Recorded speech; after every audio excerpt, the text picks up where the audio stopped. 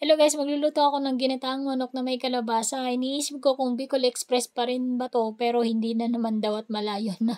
Well anyway, ginisa ko yung bawang sibuyas and then nung lumabas na yung aroma niya, sunod kong inilagay yung manok. Lalaki ng gayat ko guys.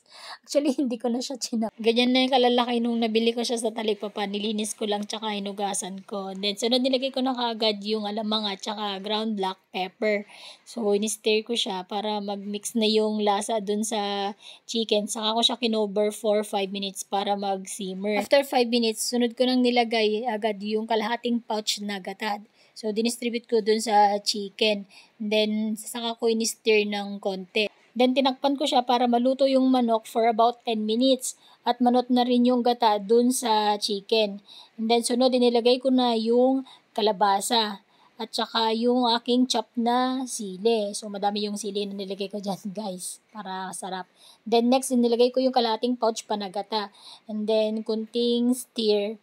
At cover again for another 5 minutes para maluto yung kalabasa. Then, kailangan na lang paigahin ng konti yung gata at manot dun sa manok tsaka sa kalabasa para mas malasa yung manok at saka yung kalabasa. And then, sa state na yan, ang bango-bango na niya at ang sarap-sarap na niyang kainin. So, nakailang tikim na ako dyan, guys.